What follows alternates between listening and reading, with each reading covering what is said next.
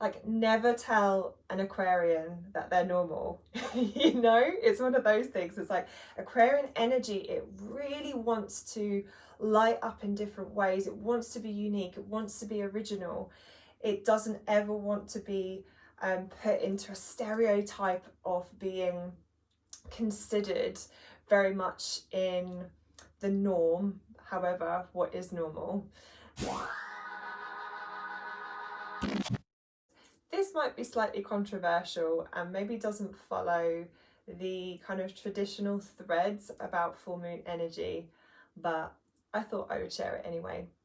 So often with full moon, the intentions of energies, because it's like this huge amplification, so we have intensity of the energy of the moon essentially, and this intensity that comes up becomes that inner illumination, which I've spoken about before, that we then come into like a sacred review. So we come into a space in which we look at things and we're like, is this for me to carry forward, or am I going to leave it here? So we have shedding, we have release, letting go, all of that kind of energetic stuff about kind of moving things away, like this really impactful and sacred opportunity to actually let things be released from us. And it's one of those things that I do think that does apply, but I also think there's something else that comes up with a full moon in Aquarius, which is slightly different. So it loves like quirky energies, it's unconventional, it pushes against the status quo. It's really about collective healing and our collective energies. So whilst Aquarian energy is very individual, like they absolutely thrive on independence and personal freedom, but from that space of like using that freedom and independence, they then can really serving the community, other people in such powerful ways. So when we come into this energy, like I said, it, you know, like like never tell an Aquarian that they're normal. You know, it's one of those things. It's like Aquarian energy, it really wants to light up in different ways. It wants to be unique. It wants to be original. It doesn't ever want to be put into a stereotype of being considered very much in the norm. However, what is normal?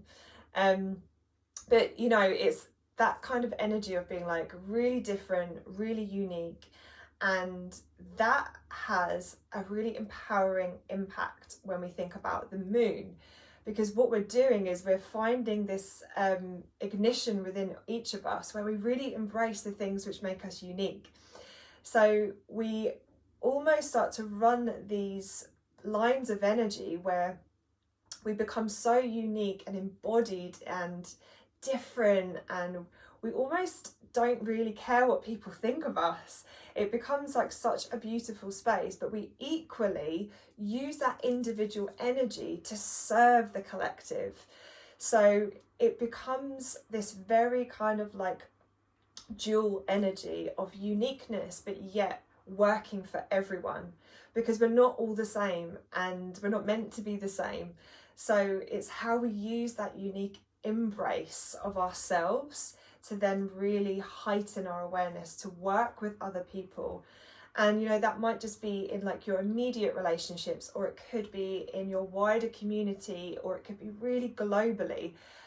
There's also this sense, because we are really in this big energetic building up, I suppose, towards Lionsgate, which is on the 8th of August, the 8th of the 8th.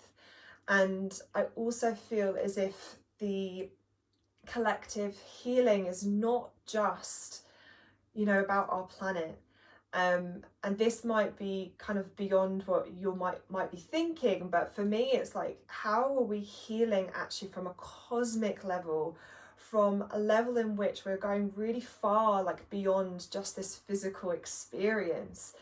And it's so mystical, and it can be quite dark and different. And again, this is where maybe that kind of weirdness comes up, because we're suddenly in a place where we're thinking about things in such a different way. The releasing energy with Aquarian is releasing the need for things to be fixed or in a certain way. It's the liberation to be different, to find our personal freedom and ultimately serve the world.